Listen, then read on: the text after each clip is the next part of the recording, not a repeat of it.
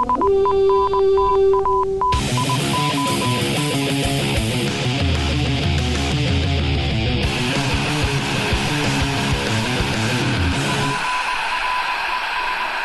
to Norse Code, the #1 podcast for your Minnesota Vikings. I am your host and producer. My name is James Pagashnik. Thank you for listening. And on the other end of the tin can and string, we have our analyst. We have Arif Hassan of the Daily Norseman. Arif, how you doing tonight? I'm good. How are you? I am doing fantastic, and we have one more for you. We're going to do a 3-man pod. I haven't done one of these for a while, and we're going to break Dusty out of his cage here. So we'd like to bring in our other host from Denver, Colorado, as much live as this can be. Dusty O'Connell. Dusty, how you doing? Making me seem as superfluous as possible. We haven't really done a 3-man pod in a hot minute, but I haven't done any pod of any great length in quite a while. So I'm hopeful for the future, but I've been burned so many times I don't know if I can ever truly love again. We're easing you into this. I mean, last week what ended up happening was you were almost there, and then the internet the new router went out, and it turned out you missed your flight and had to fly commercial to the game, and then there was an argument between the GM and the coach as to whether or not to completely drop you, and now that's the case, and now you're a Dallas Cowboy. So what the hell are you doing on a Vikings podcast? I don't understand. No, you have me confused with Ryan Mallett, who managed to have a worse week than I did. How embarrassing. What a stupid way to lose your job. Like, a story comes out about how your bosses were fighting over whether or not to fire you, and then you just get fired anyway. Well, the day of the game, like that's the funny thing I think about the story, is that the contention over was not whether or not to fire him, but was whether or not to fire him the day of a game. They were like, well, no, we should have a backup quarterback. And Bill O'Brien was like, I'm actually not so sure about that. Fuck that. Let's roll with one quarterback. We need to send a message to the other quarterbacks. Wait. Or what I want to know is, because he had to fly commercial for it, did he end up, was he in the exit row? Was he in the back? Like, how bad were his seats? I'm just curious if he had to go, if you bought business, or if he was stuck in the back, like in the way back of the plane where you can't recline and you're basically at a 90 degree angle for your seating. Like, how uncomfortable was it? And also He's knowing 6'6". Also knowing the fact he seems like a man that would splurge for first class or business class if it was available. So I sincerely hope it was not. Maybe well, you'd have to try and spend on Economy Plus and get an exit row. He's 6'6", so I gotta guess either exit row or, failing that, a reluctant upgrade to business class. He's probably one of the many people that are 6'4" or taller that are just happy to lie and say, yes, I'll sit in the exit row. Yes, I will help everyone off the plane. They won't be able to get past me because I'm 6'4", 6'6", but I will be glad to help everyone get off the plane if I can just get like a quarter of an inch more of legroom here. Lord knows I've done that. So that would make his week somehow worse, wouldn't it? A plane crash. A plane crash, or if he was in a situation where since he's somewhat of a public figure, if he did end up getting in some sort of like a plane incident up there, and he was supposed to help people off, and he didn't because he was just in it for the extra legroom. Oh, that'd be beautiful. People just start shaming Ryan Mallett. Hey, aren't you supposed to be at the game? Yeah, aren't you? Yeah, man, traffic. There wasn't any traffic on Saturday. It's Houston. Ryan Mallett, in a water plane crash, did his best to throw the seat-based flotation devices to other maroon passengers, but, accuracy issues. Damn shame. On to the podcast. Let's talk a bit about our listeners and the support we get from them. Again, this is not a podcast that shills for different ads. We are powered by you, the people. Thank you again for listening. Thank you for supporting us.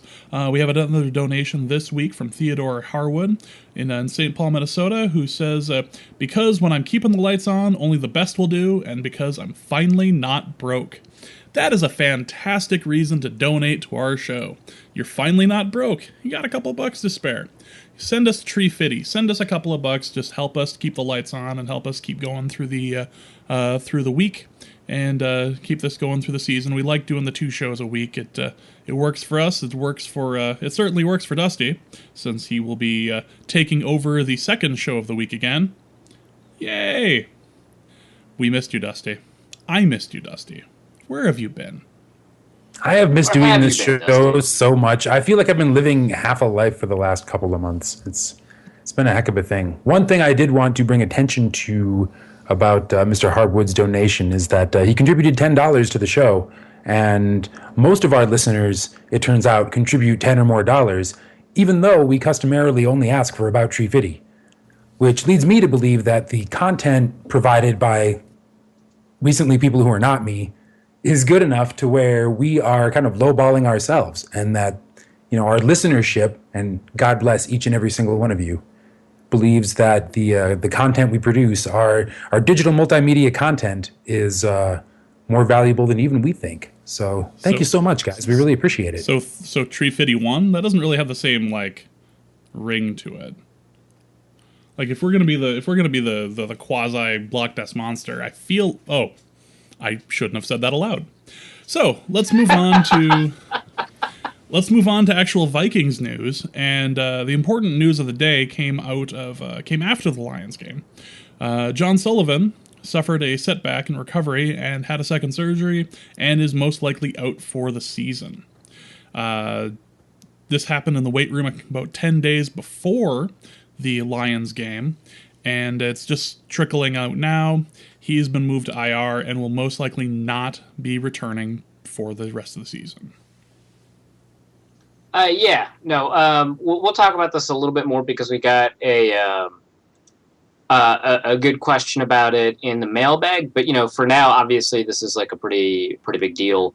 I think that the Vikings were counting on, in fact, they said as much, that they were counting on John Sullivan to return from injury and shore up a lot of those line issues. Because, you know, we saw on the offensive line, a lot of these problems are not necessarily that, you know, the center himself, you know, Joe Berger's not blocking correctly or not blocking well, although, of course, that's happened too. The bigger problem has been communication along the line and everyone's assignments being correct. The communication across the line has been subpar this season, and I think that a big part of that has to be, you know, John Sullivan's absence. I mean, Berger's a smart guy. There's a reason he's playing center, despite the fact that he's played guard in the past. But, you know, it's difficult to find a more intelligent center in the NFL than John Sullivan, and it's been a big part of the way the Vikings' run game has come together. So his absence has had a really big impact on the Vikings' offense, and him not coming back is a big deal. I know that there's one guy who I mentioned on the show a little bit ago when people were asking if John Sullivan was going to come back. You know, one person told me, if you remember, I had like 2 competing sources on this, and one person told me that he wasn't coming back.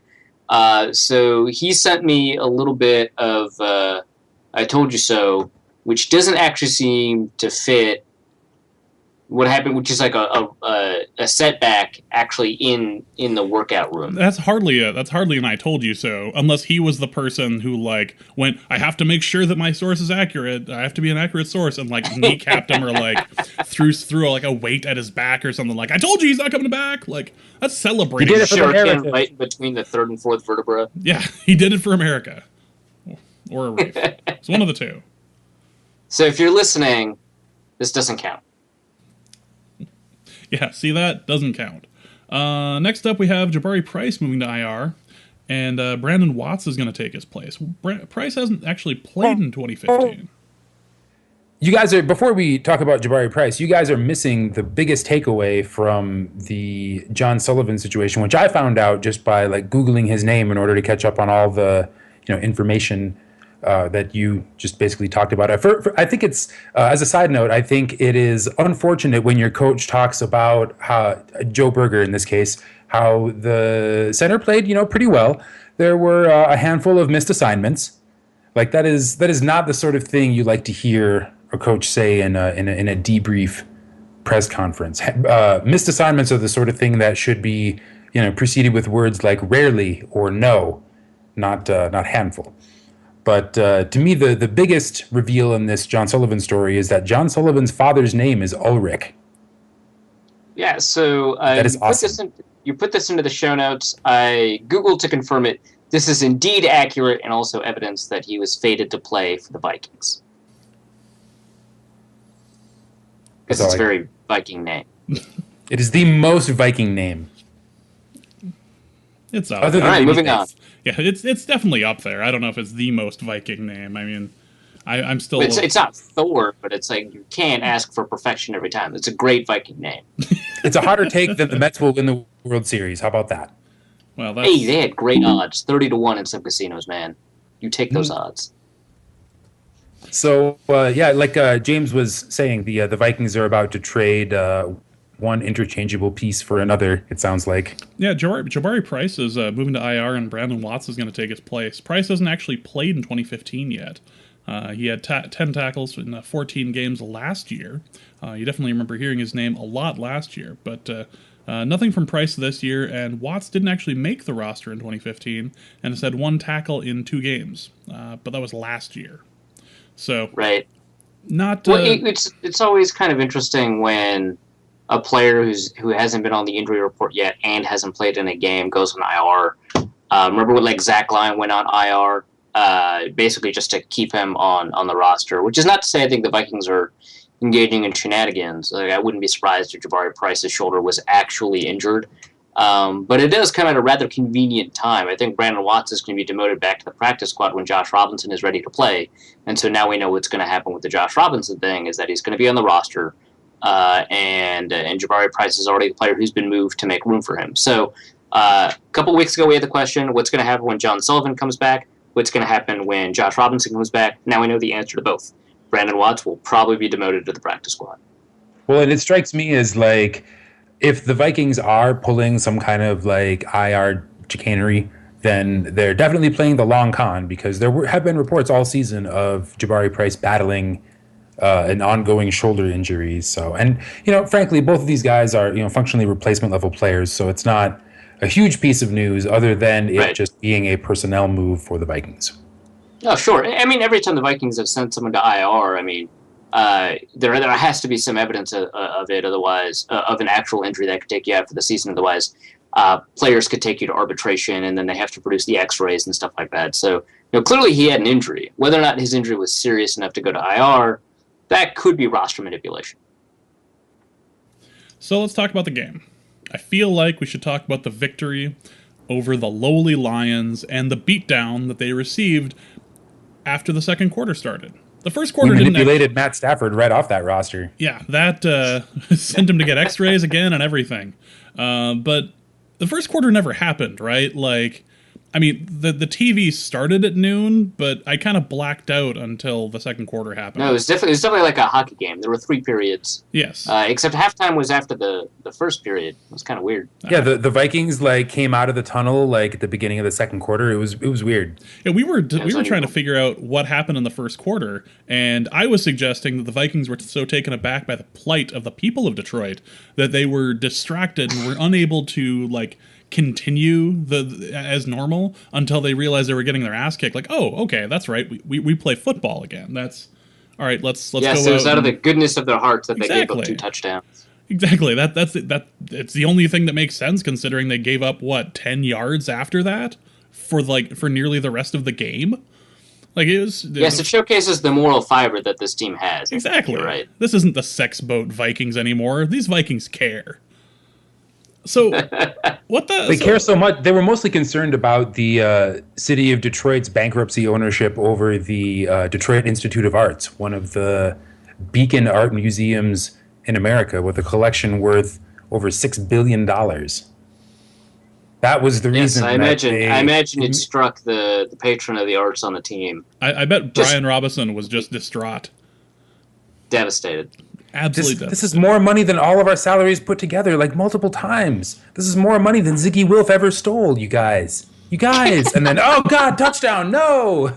Oh man. We have to stop Matt Stafford now. Okay, well, let's do that then. So, we'll get to luckily, it. that's not hard. Yeah, so... So to go over what actually went wrong in the first quarter that evidently did happen, there were a couple of things that were things that were indications that this could be a problem throughout the game, and a couple of things that were not quite like sustainable problems with the Vikings. So on both the long Ebron reception and the long Calvin Johnson reception, neither of which were, touchdowns, those were kind of like unsustainably bad problems. They were just problems. So on the Calvin Johnson touchdown, I don't know if you could see it on the broadcast, but on the All-22, I mean, Captain Munnerlyn, who, remember, he's had a pretty good run of games this year.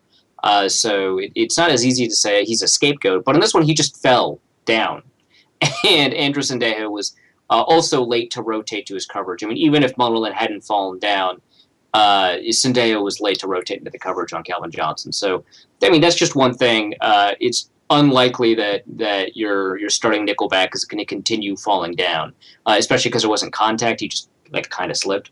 So that's like a problem that doesn't really repeat itself, so you don't have to worry about it. But on the touchdown, Calvin Johnson outmuscled Xavier Rhodes at the point of attack, who hasn't been having as good of a year.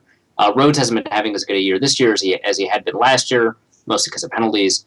But Johnson was Calvin Johnson, and he won at the point of attack against Xavier Rhodes, and he got a touchdown. So that's the kind of problem that could have been sustainably bad for the Vikings.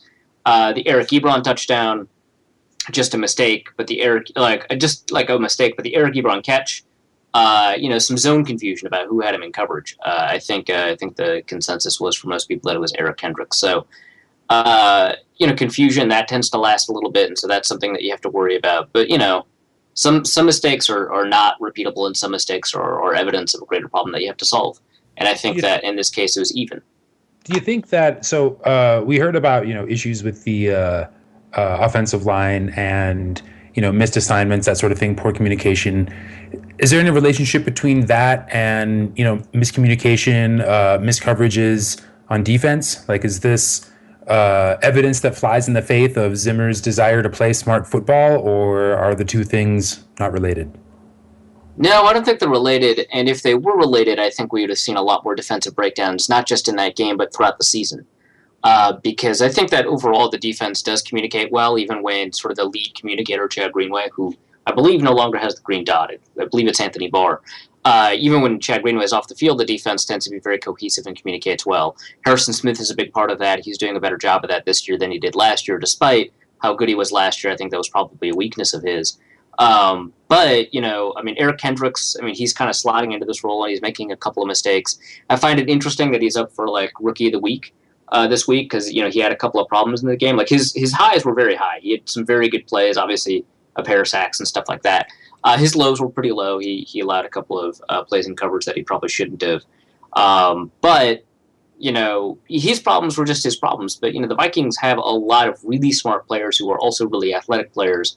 And sometimes that comes at a price, right? Like Anthony Barr was a ninth overall pick, and they played him at a position that he'd never played before in his life. And so there's a lot of uncertainty, and that's the kind of price you have to pay. Sometimes, it's you pick a player who's perceived to be undersized, like Eric Kendricks. But finding, smart athletic players, Harrison Smith is a good example, is a big part of the way the defense operates and allows the defense, despite how young it is, to be very complex. Fortunately, that does lead to some problems, but overall, I think that there's not really a communication problem on the defense, especially now that Captain Munnerlyn is on the same page with everyone.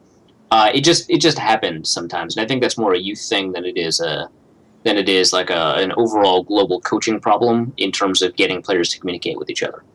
Well, so the Vikings rarely score first in games, and I think I've only scored once in the first quarter this season. Why does it take so long for our, relatively well-oiled machine to get rolling? Well, it's not well-oiled on offense. It's just kind of well-oiled on defense. And I think part of that's the offensive line. I still am disappointed with the play of TJ Clemmings, not because I expected him to play well this year, given his given sort of his background and stuff like that, nor do I think the Vikings have made a bad pick or anything like that. I'm more disappointed because he's a starter and he's not playing like one. I'm disappointed by the play of Brandon Fusco, who does have high expectations given how well he's played in the past and how important he was supposed to be to the left side of the line. I think Matt Khalil is not playing as well as he did at the beginning of the season, so that could be a problem that we have to, keep an eye out for. Mike Harris, same thing. He didn't play well in this game, and he had kind of a couple of struggles against the Chiefs too, so that's something we have to watch out for. And then, Berger, who knows, right? So I think the issue with scoring first has more to do with how inconsistent an offense can be with an offensive line like that. Adrian Peterson, I think, has a part to play in that. I think that he's been playing kind of poorly.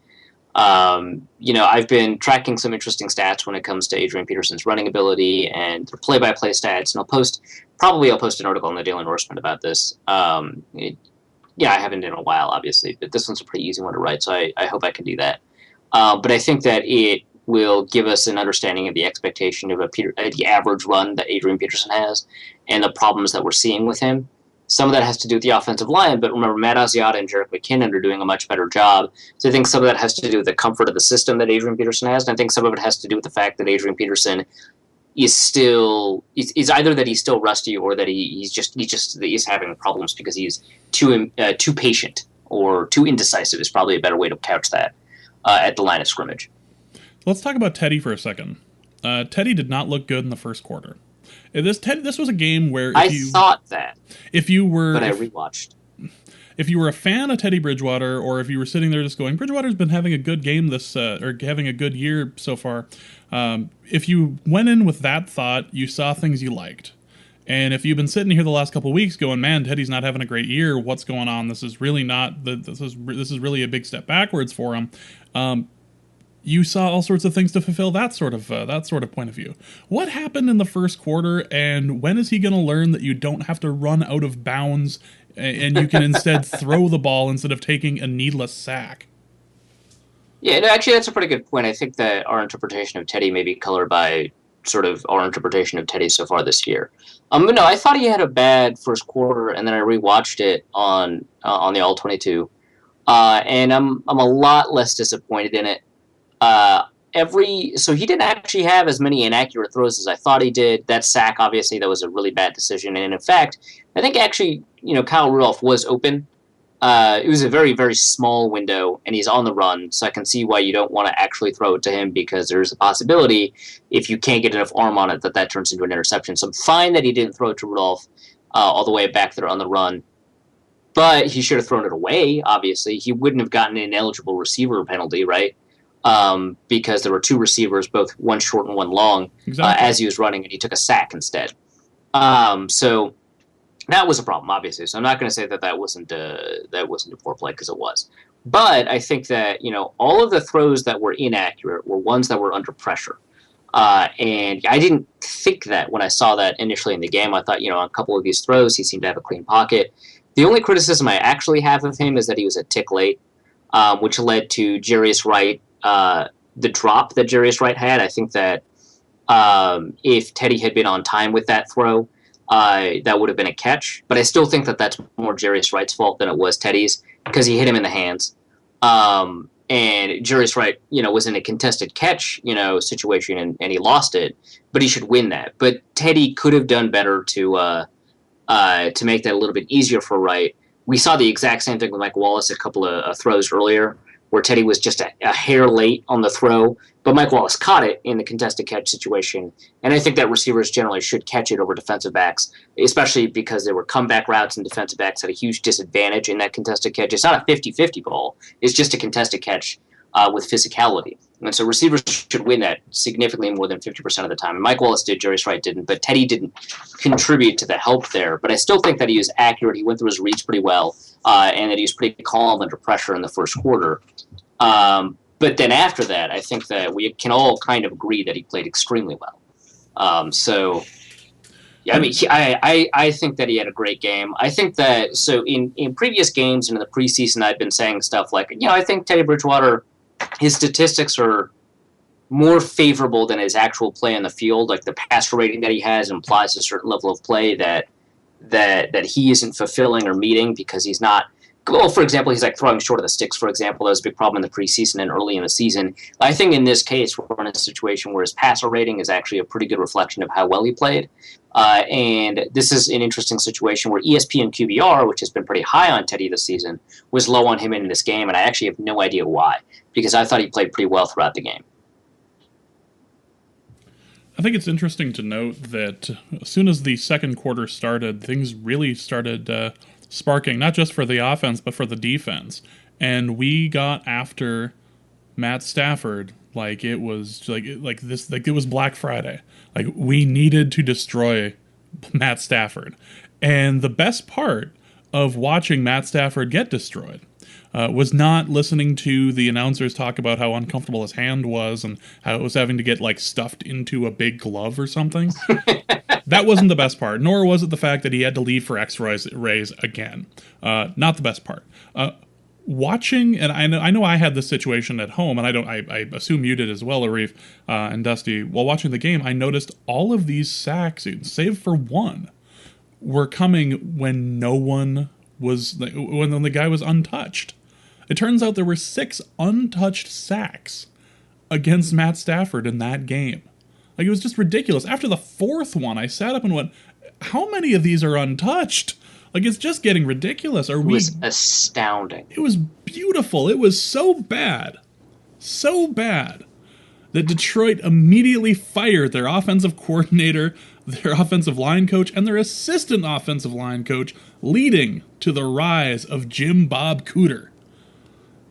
What an extraordinary football name, Jim Bob Cooter. That's probably the best name in football. It's right up there. I mean, the Jim Bobs were typically names you heard out of like the Saints, because they had 2 Jim Bobs in one year. But this is Joe Bobs. They were Joe Bobs, not Jim Bobs. Jim Bob is a Detroit man through and through. That so we just beat the hell out of Stafford, and it was a beautiful thing. But I mean, is it fair to put that on the offensive line of the Lions, or were we just that dominant? Well, Jim Caldwell, no Bob, but Jim, revealed himself to be a master of understatement when he said in the press conference, "We had a number of things that didn't go well." It's like Leslie Frazier or Brad Childress going, then we're gonna go back and look at the tape. Interesting that Jim Caldwell and Leslie Frazier are from the same coaching tree, so maybe that's related.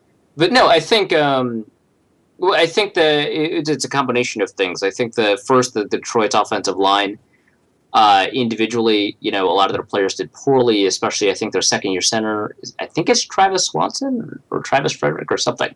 I think it's Travis Swanson. He did pretty poorly in terms of assignments. I think, Kendrick's a sack in the middle of Matt Stafford's drop. Matt Stafford didn't even get to the top of his drop before he hit the ground. That Eric Kendrick sack, which I believe was the second Kendrick sack, that was the fault of the second-year center not identifying pass protection correctly and keying to the wrong guy and blocking the wrong guy. Even Greenway got in on the action. Yeah, he got in. I think he had the first sack, right? That, I think, and I don't remember if it was that sack or another sack, but I think that the Greenway sack, a lot of that had to do with how well Linval Joseph was playing, occupying 2 blockers, freeing up Greenway to blitz. So some of the untouched sacks were because of how well the defensive line played. Some of the untouched sacks were a credit to Mike Zimmer's scheme. And some of the untouched sacks, which is just a weird thing to split into this percentage of untouched sacks, because there were so many. Some of it has to do with how poorly the play was designed, and at least one of them was how bad the offensive line was playing. And I think the Everson Griffin sack, he might have had 1.5 or 1. It's really difficult to keep track at this point. But in Everson Griffin's sack that was untouched was actually what happened, I believe, was that they had the center pull out to block Everson Griffin, and they down blocked the rest of the line because they wanted to make it look like it was a zone, it was an outside zone to the right, to their right. But you let an unfreed rusher go, and maybe he's reading the keys correctly or whatever. If he had flattened his angle to try and take out a runner, then maybe the center would have met him. But he didn't. It was a zone action, and either he knew that he wanted to attack the exchange of the run, or he wanted to attack the quarterback and knew that it was a pass. Either way, the center was never going to get there with enough time. Even some of the faster centers with some of the best footwork wouldn't have gotten there in enough time. So that was just a bad play call.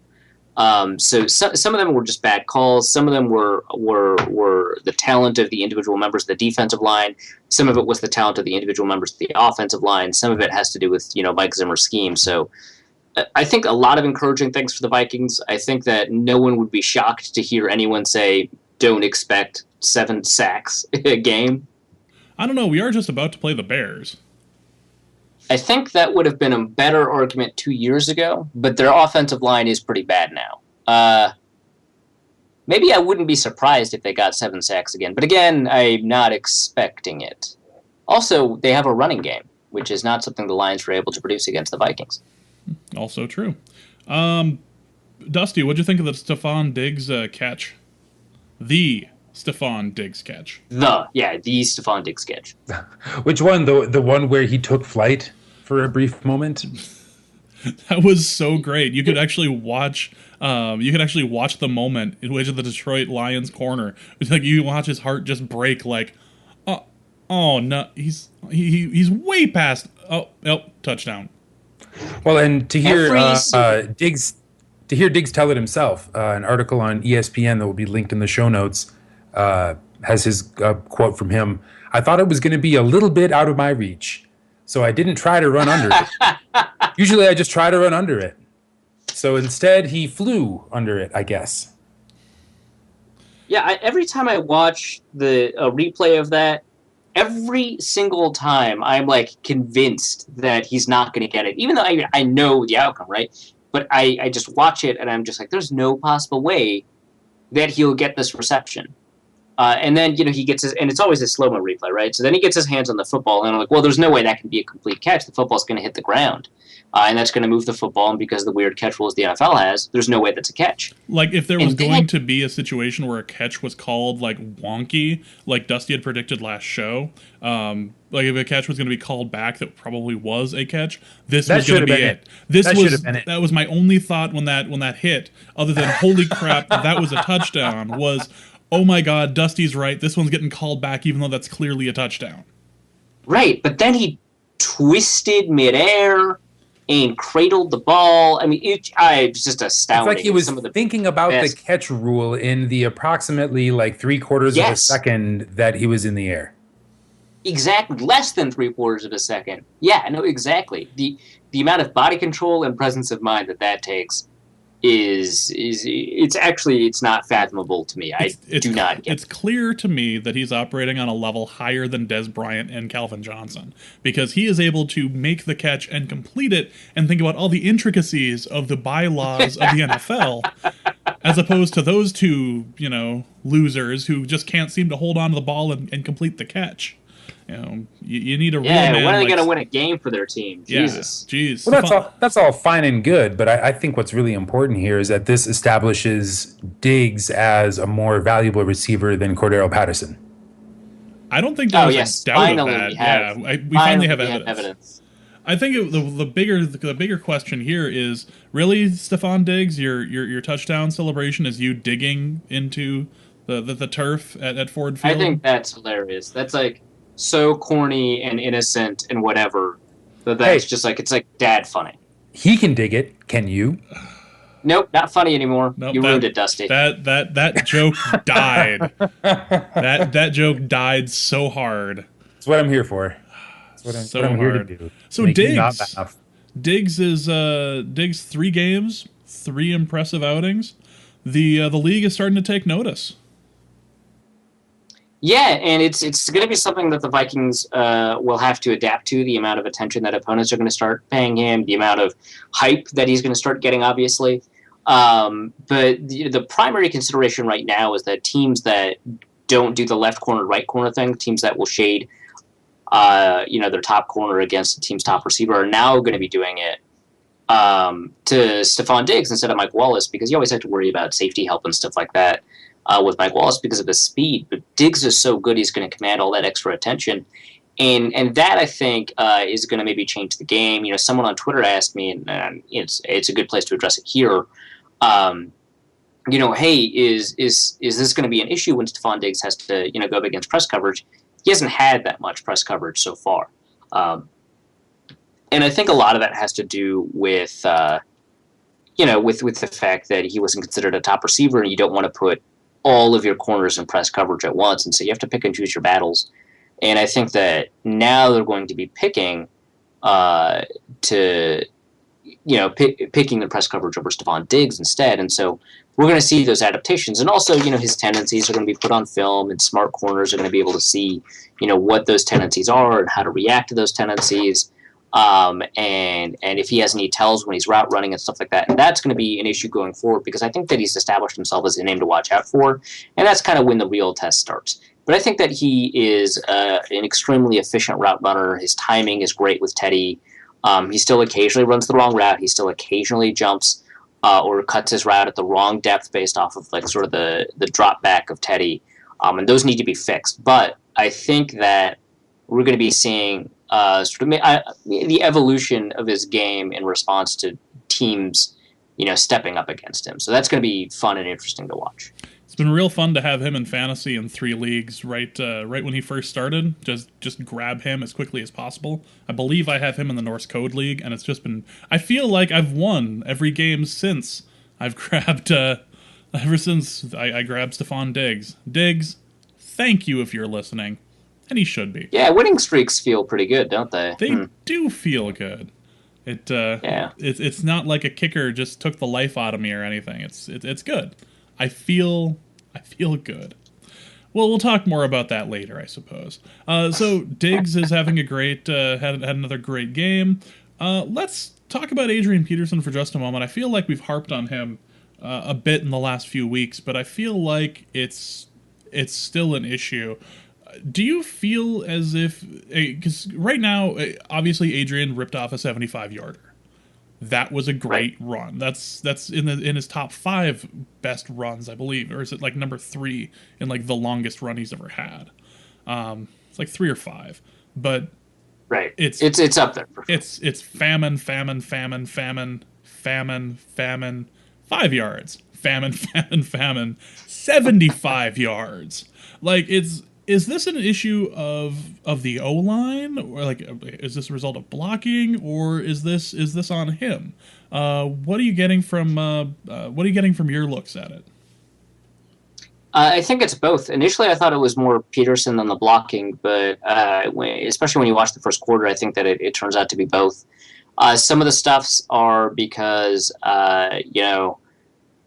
Kyle Rudolph, he had a really up and down game in terms of blocking. He had some really great blocks. I think the Diggs 9-yard run is a good example of that. And he had some really bad blocks, and I think that there was a red zone run with Peterson. I think it was a loss of 2 on a power play where Brandon Fusco pulled, and I think that the issue there was probably Kyle Rudolph's block. He had some really bad blocks too, and some of that you just can't account for. I mean, there was nothing Adrian Peterson could do on that particular play. He had to run into a mass of bodies at the point of attack. And Brandon Fusco was left blocking. Rudolph's guy when he really should have been blocking the kick out. And there's nothing he could do. But in other situations, and sometimes the line is doing poorly. In other situations, when T.J. Clemmings blocks the wrong person or whatever, and the Lions just read the play correctly, so they fill the alley that Adrian Peterson's going into. He cuts in instead of out, which is just a bad decision, or he doesn't know what to do, so he pauses for a second, which is a bad decision. And, on occasion, there will be the right hole or there will be a small hole opening up and he doesn't take it until too late. And so, that's his fault. But yeah, I think that Adrian Peterson's issues this year so far have been both him, doing a poor job in response to what he's seeing in front of him, and the line not giving him enough chances to really do well. We have both seen Matt Asiata and Jerick McKinnon, obviously very small sample sizes, do a much, much better job. They've had fewer negative runs. They've had far more successful runs, which is not, you kind of expect a player like Jerick McKinnon to be boom or bust, but really he's just been pretty consistent this year. Again, low sample size. And I think that provides pretty soft evidence, but evidence nevertheless, that there is something with Adrian Peterson's play that's encouraging these negative yards. It seems like if he gets loose in the Paul Allen sense of the word, if he gets past that line, then he's gone. Then he's going to get 60 yards or more. But man, it's just getting to that point where he's able to make it past the massive bodies, where people aren't already trying to tackle him 5 yards past or 5 yards before the line of scrimmage. Like, you just see so many tackles for a loss. Like, he just never gets a chance to get started. Well, that's the thing, is that, you see him trying to, get some traction, and he shows flashes of, younger Adrian Peterson, and I guess there's no turning back the clock, but he had like some crazy 11-way spin move that, I'm more accustomed to seeing in Marvel versus Capcom than I am in a football so cool. game. Well, exactly. And so you can see that he is still capable of things like that, but no football player is capable of, powering through the kind of defense that teams are putting on him week after week. Unless your name is Zach Ryan. unless he only scores touchdowns. Touchdown machine. I think that in terms of how many, the likelihood of scoring, whether or not your play adds to likelihood of scoring or detracts from it, I think that Adrian Peterson's negative runs have done more to hurt the team versus like an average running back than his 60-yard run once helps the team in terms of versus an average running back in terms of likelihood of scoring. Because if you get a 4-yard run, obviously that's not nearly as good as a 60-yard run. But a 4-yard run is shockingly way better than a negative 1-yard run. And a 60-yard run versus a 4-yard run is only marginally better than a 4-yard run versus a negative yard run because it makes it much more likely that you're going to punt, whereas the 4-yard run makes it much more likely you're going to convert and then get into scoring position. Because you'd rather have more second downs and short third downs than you would like first downs after getting 60 yards. Usually, yeah, no, for sure. Especially because it only happens once, right? And so marginally improving your likelihood of, and I shouldn't say that marginally, it's not super marginal. 60 yards is 60 yards. It's a lot down the field. But improving your chances of scoring once, even by that significant amount, is not nearly as positive as improving your chances of converting a first down on your other 19 runs. So there's a good chance that he's just hurting the team. And especially because it appears as if Norv Turner just wants to run once, twice, and then set us up for third and long. Like that, or that's how it appeared anyway for most of the game was run Adrian. Okay, so now we have to pass for 18 yards. Dude, now you know why Phillip Rivers is always making that face. That was Norv Turner's experience in San Diego as well. I mean, admittedly, for a portion of that time, he had LaDainian Tomlinson to work with. But, I mean, Phillip Rivers was there grimacing hard, wondering why he couldn't just air it out. The Phillip Rivers face is the face of a guy that you'll occasionally see at the bar who has too many kids at home. Like... He's filled up. Like Phillip Rivers has? Exactly. He's filled up, he's ready to go, but he knows that when he gets home, he has to deal with his 7 or whatever number of kids he has at home. Now, I think Phillip Rivers has, 6? Something like that. But yeah, Phillip Rivers... I think he has 7 because he just had a new kid. Oh, that's right. He just added one. But now whose fault is that? Exactly, Phillip Rivers. So his whole career, he's just been fighting without protection. It's just one problem after another. But it's the look of somebody who has too many kids and knows that as soon as he comes home, he's screwed. Like you know this because you have one kid, which is too many. I'm not saying he's too many, but I am familiar with that face. One interesting positive is that the defense of the Vikings has the rest of the league on notice. Like all of the to a fault, every single one of the rankings for power rankings for the NFL seems to be listing the Minnesota Vikings like their defense just first. Like, listen, this is a defense you cannot sleep on. They will come by and destroy your quarterback's hand. Yeah, no, the defense is playing, extremely well. And I think I remember something like somebody had tweeted out that the defense is like the second best scoring defense in the NFL right now. And I think it's like tied with Denver for that. And it's like 0.2 points behind like Green Bay, which is like kind of weird in terms of points per game scoring. But what's interesting is that, out of those top 5, I think, I think 3 of those defenses are having punt return touchdowns count against them. So, that doesn't include the Vikings, but the Vikings do have, the safety that they themselves took count against them. And so, there's a little bit of wiggle room, so the defense is technically, performing better than the Denver Broncos after you don't adjust for, like, opponent. And then the Vikings are probably doing better than Denver in terms of field position adjusted defense. And so it's certainly, even after you do, like, all sorts of calculations, still it's actually doing even better, I think, than a lot of the, points per game defenses in the NFL right now. And it's really refreshing to see. I mean, it's been a while since the Vikings have had a really good defense, despite the fact that that's been kind of the identity of the team, except for a brief period in 2009 where the team would define itself by its defense, and then sometimes it would just have a shit defense. It does feel good that all of a sudden people can't seem to pass on us because we're just breaking through their line. It'd be nice to see that continue against Chicago, but we'll talk more about that tomorrow. In the meantime, I'm going to hand it off to Dusty, who's going to handle the mailbag. Dusty, are you ready for the mailbag? Are you ready? Have you had your Rocky montage? Have you been saying your prayers, taking your vitamins, and just working with the other Hulksters? Are you ready for this? Well, we recorded a video of me running up and down the steps at Red Rocks, like the Broncos do in preseason training, and it looks like it was recorded in slow motion, but it was actually like regular speed. That's too bad. I actually, there was one last thing, because I absolutely must have the last word about the Detroit game. Blair Walsh hit from 53 and 51. Yay! This is true, and missed an extra point. But we're willing to ignore that if he keeps hitting 50-yarders. Like I'm at the point right now where we're gonna miss like a 30-yarder. Fine. No one has him in fantasy. Why not? No one's smart. No one's dumb enough to have him in fantasy. So no one's going to get negative 25 for it. Sure.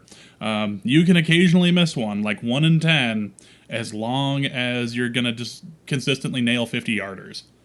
I'm at peace with that. Yes, the points added from a 50-yard field goal in terms of, like, field position, et cetera, and bailing out the offense is way better than, the points lost due to a missed extra point. Well, except for certain fantasy leagues. But that is a story for the end of the mailbag. Actually, there's a great story to lead our mailbag this week. Babatunde Ayegbusi's second act. Not in football. No. He did his best to become an NFL player, but it turns out that he may have a second career in the WWE. Yeah, the dude's been signed. Is having tryouts. No, he has not been signed. Unless something came out this afternoon, but there were multiple reports. The most exhaustive story is on the Daily Norseman, the most exhaustive story is on Vikings territory, but there are multiple reports that the WWE has been in contact with Ayegbusi's agent since training camp. Like, they've been watching him this whole time, and then when he finally didn't make the team, then the wheels started moving on an offer to go wrestle in the WWE. Yeah, no, it seemed like, they love his personality. Obviously, they love his size and athleticism. But yeah, no, they'd contacted the agent, before, even cut. He did a tryout. He evidently, according to the quotes that we have in the story, he's got a witty personality. When he's relaxed, he's funny. And what's cool is, and this is like in the comments of the Daily Norseman article about it, and it might have been in the story itself, is that, he could play a heel or a face. I think obviously he starts out as a face. I think there's like no question about that. What? No. Face in this case meaning good guy, and heel being bad guy. Right. Well, you don't think that he starts out as a face? No. He's got to start out as a face. Huge guys always start out as heels. Huge guys always start out as heels. Every single one. But he's so lovable. But he's been on Jimmy Kimmel. And he's got these enormous pecs. Like, he is built to be a villain. Which means that they'll create a villain out of him, obviously. But he's got such a charming accent. He's funny. And to be fair, I haven't been a pro wrestling enthusiast since I was in grades that had single numbers. But I remember like characters being caricatures of the people who played them, and I tell you what, there's some fertile comedy ground in looking up Polish stereotypes. Oh my gosh. None of them really seem to translate into like a workable WWE character. Like, how are they? Because I mean, he's. Are you going to ignore the Polish Hammer, or do I have to bring up Ivan Putski? That is, I would say that the Polish Hammer is the exception that proves the rule. Like, if you even Polish travel sites, if you go around and look up Polish stereotypes, they all come to the general consensus that Polish people are poorly educated and have a communism hangover. And that does not love compelling polka, television, which is not evil. No, but it is also not compelling television. It's a hilarious stereotype. If he comes in wearing lederhosen, which is like questionably, culturally relevant, and has an accordion and he's just playing polka, like that's hilarious. How could you make a heel out of that? Well, I shouldn't ask that. Never mind. No, let's not challenge anyone. Most compelling heel in the WWE. You are just too distracted by the Big Show. I think that's what happened. Yeah. So the Big Show, Earthquake, Undertaker, Andre the Giant. The Giant? Come on, Andre the Giant was great. Well, yeah, he eventually became a face, but he started out as a heel. They had to have. It was just because it was too difficult, I think, to make him a heel. He started out as a huge face. He was a huge face. He then became a heel, and then became a face after a certain period of time. But what I want to bring up is that this is all happening through a developmental territory. So it's not like he'd be hitting the main roster at any point in time. They have a little tryout area, and there's actually a former NFL player who is in that as well by the name of Baron Corbin. And he is a former offensive lineman for the Indianapolis Colts and the Cardinals. That's also down there. So it's not without precedent, especially recently, that former NFL players end up going to, say, the UFC, or end up going to professionally wrestle to just keep it up because they have such crazy athleticism. So it's kind of cool that he's getting this opportunity, obviously, and it'd be interesting to see what ends up happening with him, because he's a very likable guy, and apparently he is like 8,000 times bigger than Arif, according to the time that Arif was standing next to him at a restaurant. So let's also not forget co-losers at WrestleMania 31, former Vikings Brock Lesnar and Roman Reigns. Yes. They lost. they were the main event, and they managed to both lose to a guy who wasn't actually in the main event. Good stuff. Well, my only hope is that Babatunde's WWE career does not begin and end the same way that William the Refrigerator Perry's did in WrestleMania 2, where he was in the 20-man Battle Royal for like 1 minute before he was thrown over the ropes and then never seen again. Well, I think that was like a contractual thing. Yeah. I think Iagbusi's in it for the long haul. He's got the shoulders for it. I have actually no idea. I have no reason to think this, but I assume.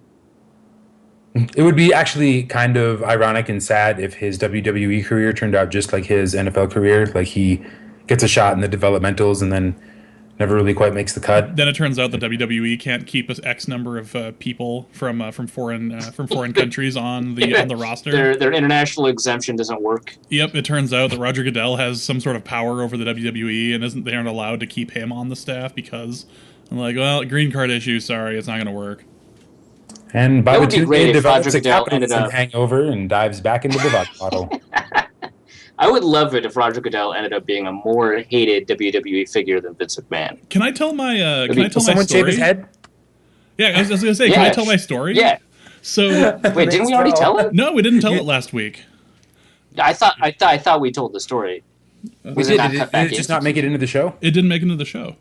Oh no! Okay, this is a great story. You got to tell it again. All right. So this last week rather, a Miss USA winner was at the campus that I work at, and we were talking for a little while, and I had found out that she walked down the aisle at like WrestleMania, I think it was 23, with Donald Trump. And I thought this was hilarious. A couple of the people at the office thought this was hilarious as well, and so part of my job this last week was to walk around campus with her and make sure that like she was ready to do her little speaking thing and making sure all like the equipment was ready for her and to test it out. And so we're walking, and I asked her what it was like to work WrestleMania with Donald Trump. And this was the WrestleMania where they shaved Vince McMahon's head. Like there was some like Battle of the Billionaires thing between Donald Trump and Vince McMahon, and they shaved Vince McMahon's head because McMahon's team lost. And she said, "No, it was really great. It was really fun, and I ended up getting to keep a lock of McMahon's shaved head, and it's just as weird sounding as you could imagine. It's just as weird." I was like, "Wow, I'm talking to somebody who's not only a Miss USA winner, but turns out." Still has a proud owner of a lock of Vince McMahon's hair. Proud owner of Vince McMahon's hair. That she got to commemorate the time she walked down an arena aisle with Donald Trump. What? Like immediately, what? Like nearly immediately after this conversation happened, I had to message the two of you and go, "You guys won't believe the day I'm having." We did, for the record. Yeah, I'm talking to a Miss USA winner, and oh, by the way, she has a funny story about Vince McMahon's hair and how it's being kept in some like closet somewhere. Anyway, for the record, I did not believe it.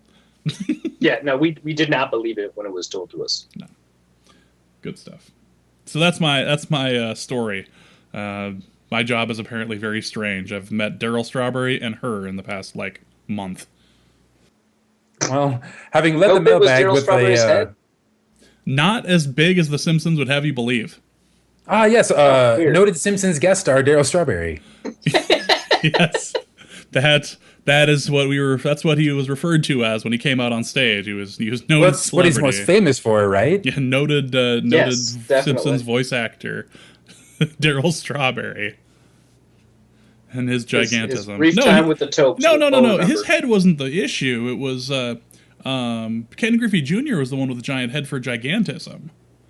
That's what you were thinking of. Ken Griffey Jr. that was the goofy drink that he was drinking. Yeah, Ken Griffey Jr. was drinking the nerve tonic. God, yeah. The amount of Simpsons knowledge I have right now is just so unappealing. But Strawberry. No one has ever said that, although it's always been true. Strawberry. Oh my gosh! I just looked up the episode. You're right. Daryl Strawberry's head is definitely normal. No, Strawberry was fine, but they were cheering. They were chanting Daryl, Daryl the whole to kind of throw him off. But yeah, he played fairly well, and then they took him out near the end of the game to have Homer do take a bat, and instead took a ball to the face. Good stuff. The 1992 topes will be well remembered. Yes, I have kid, ladies and gentlemen. I have proof. I have proof that I have lain with a woman, even though I have all of this knowledge. Now that we have started the mailbag with a question nobody asked, and then followed it with a story, and then some Simpsons references. Dusty, it's good to have you back. I mean, we might as well have a number of the week that's a negative number. Like, can we get a negative fraction out of this? Number of jobs that the number of the week started line. out as all irrational numbers, so I decided to just ditch the segment. No, it just wasn't. We were just going to go. It would have been too hard to explain. explain. We're going to go with the number of coaches on the staff of the Lions that were offensive line coaches that still have a job, and we were just going to go like negative fraction on that too, because we have to include the rise of Jim Bob. It sounds way too much like Jim Bob Duger. Like, is this Cooter guy in a Christian cult? He's not in a Christian cult. For what I know, no, but I can't promise that. He's got the name for it. All right, so at VikesFanBeast on Twitter writes us, with the news of Sully, what are the chances? What are the chances that Sully and Lodeholt won't be on this team in 2017? And a related kind of follow-up, what are the chances that we draft an offensive lineman early? Yeah, so VikesFanBeast did not ask that second question, but I've received that question and have been in a couple of arguments over that second question, so I decided to combine them. So with the news of Sullivan, I think that, there's a good chance that Lodeholt is definitely going to be on the team in 2017. As for Sullivan, I'm not as sure. I think that he's kind of closer to retirement than Lodeholt is. I mean, Lodeholt, I think he's like 30 or something. Anyway, he's a really good right tackle. He's one of the best right tackles in the league. So seeing him go would be a little bit surprising. I know we've got TJ Clemmings there. He's been playing extraordinarily poorly. I kind of want to see him develop. Hopefully he hasn't developed bad habits by being thrown into the fire this early. But he's an asset that the Vikings want to keep, but they don't necessarily want to play if you have a player of Lodeholt's caliber because he's been playing so very, very well. As for Sullivan, I'm not sure. The Vikings are actually really high on Zach Karen. His play in the preseason was very, very good, so I wouldn't be surprised if he's kind of the long-term plan, or if the long-term plan is for Brandon Fusco to move from guard to center. So those both make sense to me. I think that in terms of drafting an offensive lineman early next year, I think that's probably not going to happen because I think that both tackle spots are settled.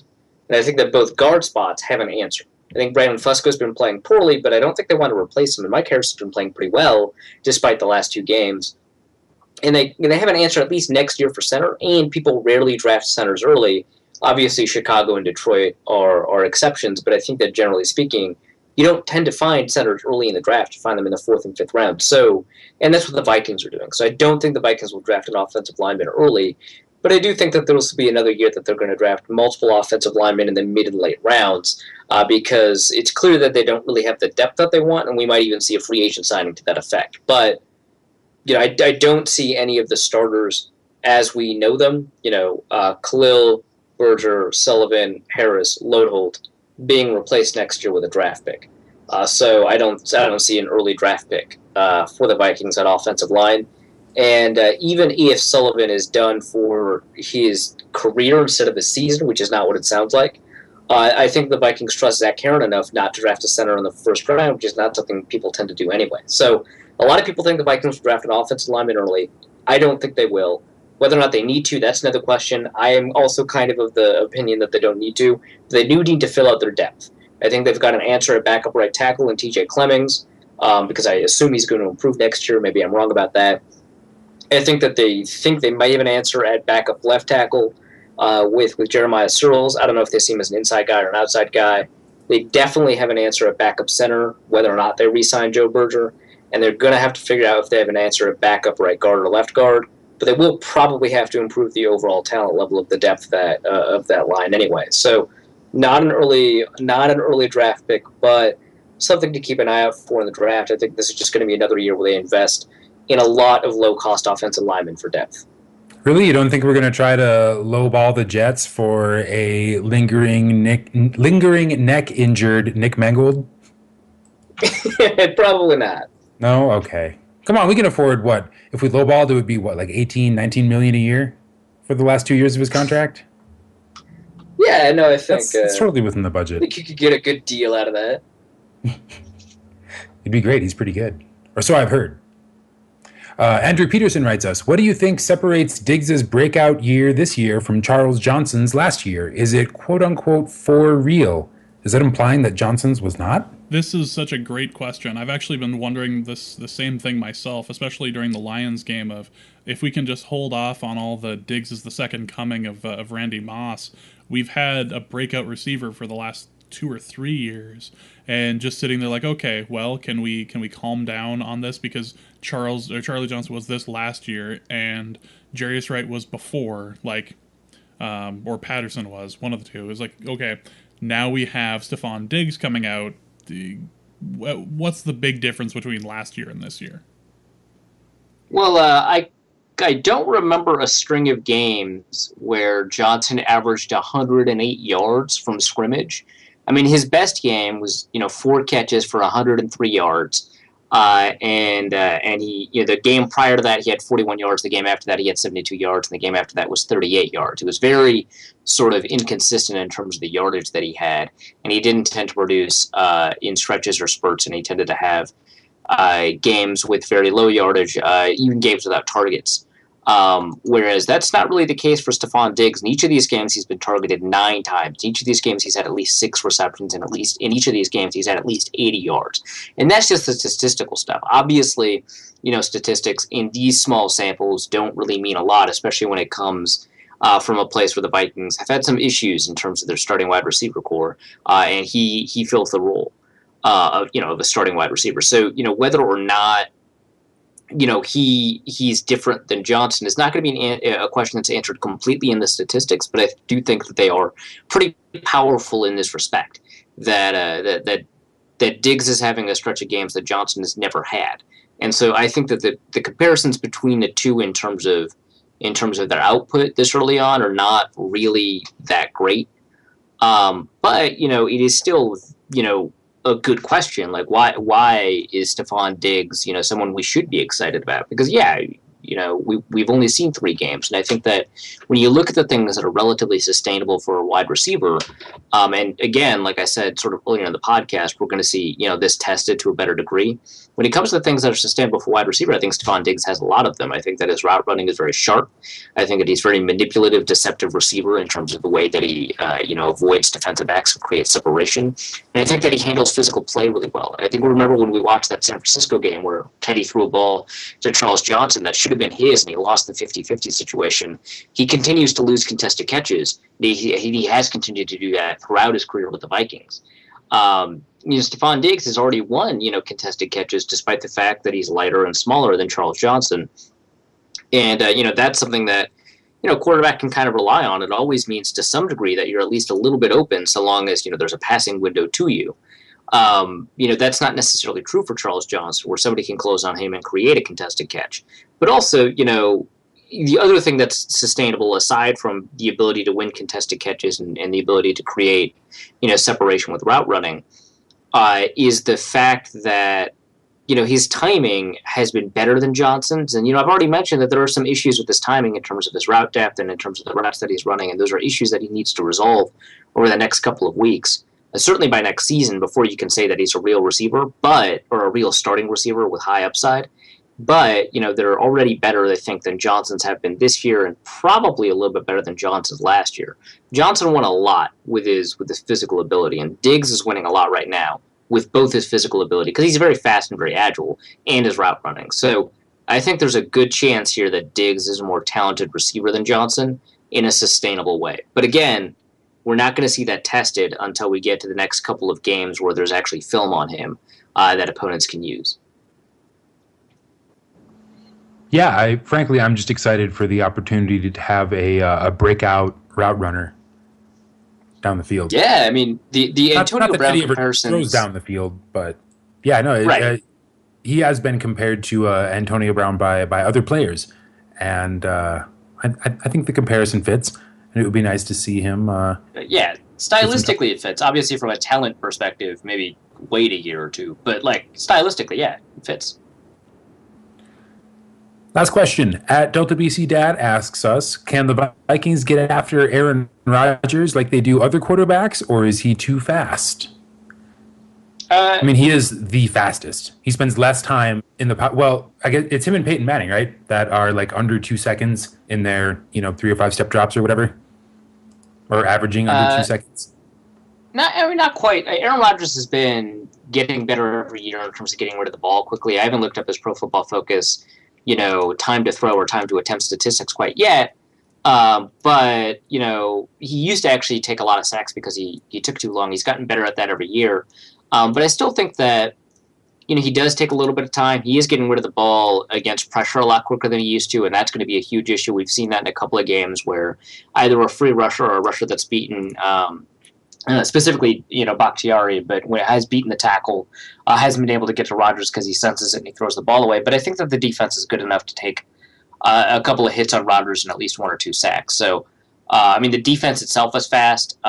There's a couple of equations to a sack. The first one is sort of the angle of attack. If you're getting interior pressure, it's obviously much easier to get a sack against most quarterbacks. The Vikings can do that, especially with Sharif Floyd, but also with their blitzes. Some of it has to do with how long it takes to read the coverage. Aaron Rodgers, obviously extremely good at that. But the Vikings at least have developed confusing defenses that are going to be difficult for any quarterback to deal with. And Mike Zimmer's a history of doing that against Aaron Rodgers specifically. And some of that has to do with athleticism. It's a very athletic defense. So, I think that in terms of the formulaic parts that you need in order to get sacks against Aaron Rodgers, I think that the Vikings have that.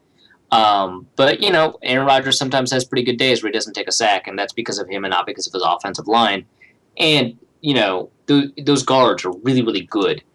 So it's not to say that his offensive line is all bad or anything like that. Those guards are all pros.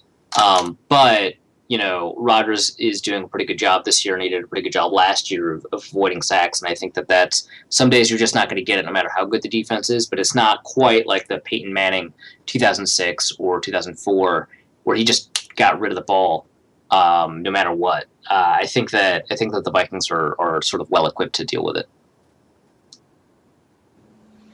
And that will wrap up the mailbag for episode 93 of Norse Code. Thank you for your questions. Please, 94. No, we're on 93. Last one was 92. No, last one was 93.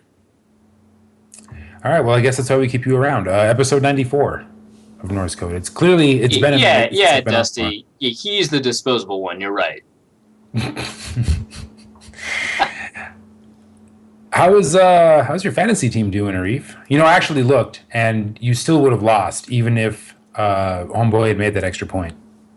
You would have lost by less than a point, but you still would have lost. What? I don't believe you. Well, no, because you ended up negative 17, and you lost by like 18.4. And if he had made that extra point instead of losing it, then I'd have 26 more points, you idiot. Oh, I guess I am disposable. And that will conclude the mailbag for episode 94 of Norse Code. Gosh, 94. I missed a lot of them. That's moderately embarrassing. That's also a name you danced under in college. Moderately embarrassing? No, that's the name I dance under now. Oh, that's it. Okay, my bad. You have so many names you dance under. You're a man of many dances. Hey, well, since I haven't been podcasting, haven't really been on the internet, I've had a lot of time to dance. So let's see if I still remember how to do the outro, huh? Norse Code is the official podcast of the Daily Norseman SB Nation blog. Well, semi-official. We have our own website. You can go to it at norsecodepodcast.com, whereupon you can either become a regular subscriber, a la public radio, to our show by visiting our Patreon page. There's a link in every episode, and also at the bottom of the page, where you will also find a little PayPal donate button. You can send us whatever amount of money you like in a one-time donation to help us keep the lights on. You may have noticed that in the last few weeks, in my absence, the sound quality of the episodes has gone up. That is thanks to the hard work of our producer and interim host, James Pagachnik. I thought we just removed the interim, at some point in the past 3-4 weeks. Yeah, well, we're putting it back. Taking it back. I'm taking my job back. And if you fire me, I'm just going to keep coming in. So... But seriously, you may have noticed that the quality of the audio has improved somewhat over the last few weeks. We would like to continue bringing you improvements like this, and your donation dollars are exactly like the one thing that makes all that possible. So please donate early and donate often through your preferred method on norsecodepodcast.com. Check out our Facebook page at facebook.com/Daily Norseman. All of our posts are linked to on the Daily Norseman. And you can follow us on Twitter at NorseCodeDN. James's personal Twitter is at Big Mono. And he is the clever brain behind the Norse Code Twitter account for the most part. So if you're favoriting a tweet, it was probably one that James wrote. It might be one that Arif wrote. He is at Arif Hassan NFL. It was probably not one that I wrote, because I very rarely write tweets. I am at Dusty O'Connell on the Twitter. Is that it? Oh, if you feel like emailing us questions, we do check our email. Any of your concerns, comments, or questions can be directed to norsecodepodcast@gmail.com. And I think that's it. Did I miss any chivalry? Yeah, Arif, do you have anything to shill? No. Let's just say no. I have plans for writing things. I've not followed through on those plans in previous episodes, so I will not make promises now. But I hope to write things, and I hope you read them. So the answer is no. No shilling. No shilling. No shilling, no jinxing. We're keeping it clean. That's going to do it for episode 94, I guess, for our producer and interim host, James, and our in-house analyst, Arif. I'm Dusty O'Connell. Our formula is this: keep Teddy alive. We will see you later this week. Norse Code is the official podcast of the Daily Norseman SB Nation blog and is produced with cooperation from Pompous Jerk Productions. Pompous Jerk Productions. Attitude with attitude. The opinions expressed in this podcast are solely those of their contributors and do not reflect official positions of the Minnesota Vikings, SB Nation, the Daily Norseman staff, or PJP. No information in this podcast should be construed as gambling advice. Please obey all local gaming laws. Our formula is this. We go out, we hit people in the mouth. Well, if you've stuck around this long, you must be interested in the Norse Code Fantasy League. If not, you should probably stop now because listening to other people's fantasy leagues is not particularly interesting, especially if you're not in it at all. So, let's talk real quick about the Norse Code Fantasy Football League, the hot story this week. Well, there were two hot stories this week, I feel, one of which involved our co-host, Dusty, losing in horrific fashion to Kyle's team, who just now decided to start playing. Dusty, how are you doing this fine evening, and why did you lose to Carlos's crazy team? Well, I got to tell you, I personally am fantastic. I have, a lot of the stuff isn't the kind of like personal details that people want to hear about on the show. But suffice it to say that my life has gone through some significant upgrades. We're no longer driving the hoopty in. Well, you know what? That doesn't even make any sense. I'll tell you what. I'm doing better than my fantasy team. Let's put it that way. Doing better than the fantasy team. You guys had a rough spat. You lost. You only put up 62 points, 62.5, but you lost to Carlos's season high 88.2. That was rough. Well, look. Here's the thing. D'Angelo Williams, Kobe Fleener, Bishop Sankey, Mike Wallace, Golden Tate, and Doug Baldwin. That's 6 players combined for a total of 6, 10, 13 points. And the only thing I could have done really I guess I could have maybe wrangled another, 15 points out of that, but it still would not have been enough to win. My team has been completely sidelined by injury and failure. It's been a difficult season for us. We've gone through and we've released the entire offensive coaching staff. It turned out that not having an active quarterback was a mistake. That does tend to be a problem. And if there's anything that the Balgazi Green Ellis franchise is dedicated to, it's rectifying mistakes. And so I want to say overreacting. I want to say overreacting to mistakes. Like, we're just going to fire the whole damn team.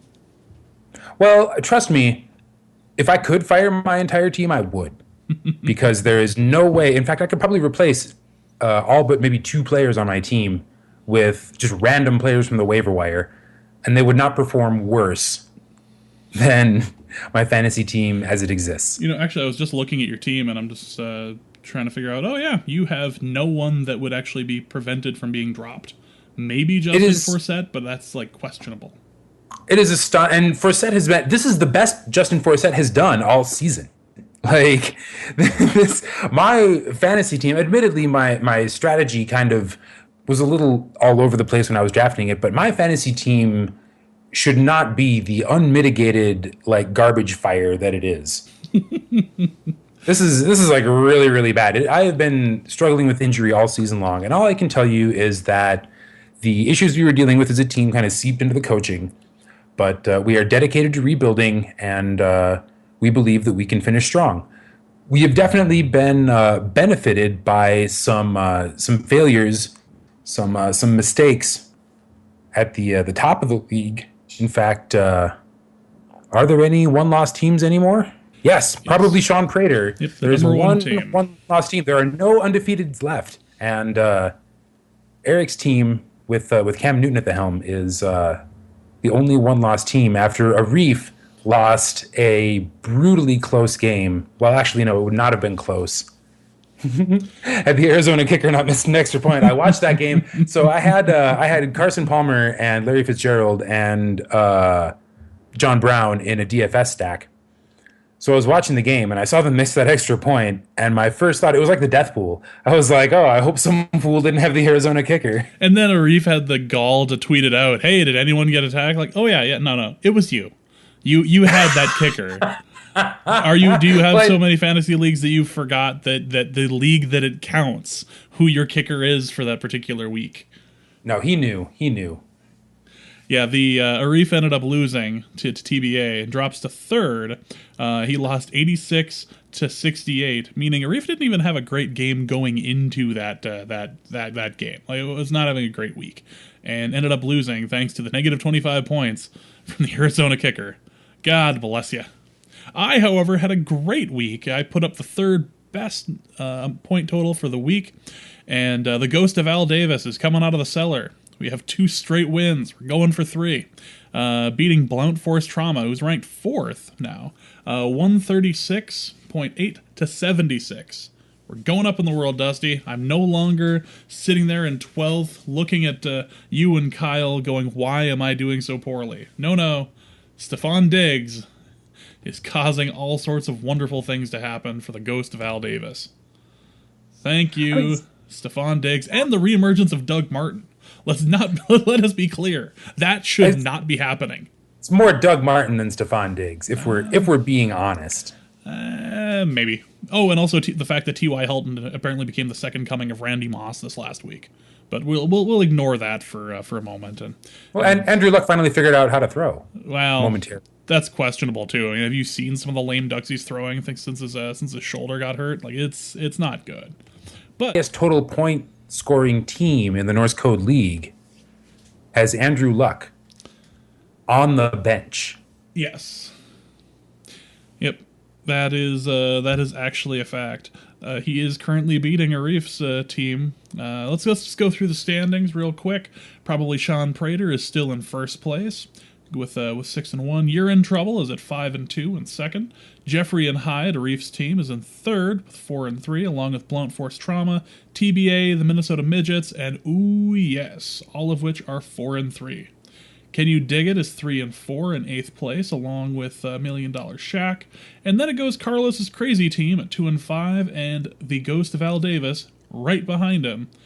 Only about 14 points behind him at 2-5. And then the sad Balgazi Green Ellis at 1-6. I have a lock on last place too. You are never going to score as few points as I did. No, that is definitely the case. No one can. Actually, I take that back. Carlos's Crazy Team could plummet to the cellar. In fact, it probably will, because Sam Bradford and Jordan Matthews and TJ Yeldon are all on buys this week. And the odds of him Carlos's changing Crazy them out Team's other quarterback is Tony Romo. So unless Kyle does something that he has shown less than zero interest in doing, and by that I mean looking at the waiver wire, even looking at it, much less finding a quarterback who can play as well as Tony, or as Sam so any quarterback. even a backup, like just the fact that they are dressed up to play as opposed to I would Romo. frankly rather have Ryan Mallett right now than Sam Bradford or Tony Romo. One thing I forgot to mention about Arif's loss is that he lost to somebody who had 3 empty spots on his roster. They did you take a look at that? TBA didn't start a defense. TBA also did not start 2 other wide receivers. They had Kelvin Johnson, Matt Stafford, space, Mark Ingram, Chris Ivory, Zach Ertz, Amir Abdullah, Brown from the Giants kicker, and then empty. And there was a little bit of discussion about this on Twitter. Perhaps not running a defense is a strategy in a league where... Or not running a kicker, you mean? Or, not running a kicker could be a valid strategy, given that running a kicker could potentially lose you a game. I feel like we need to revisit this in the offseason and potentially implement a rule saying that you have to run a kicker in this league. Otherwise... Like automatic forfeit? Yeah, otherwise you just forfeit the game. Like, I feel like that would be important. You could just end up instituting that, and that ends up getting in the way of the way you can cheat out of it. Also, it's incredibly cruel, and I love the fact that people were so horrified over the negative 25-point rule. And, like, they're the same number of people that were horrified were going, oh my god, that's amazing. That's horrible. I want it.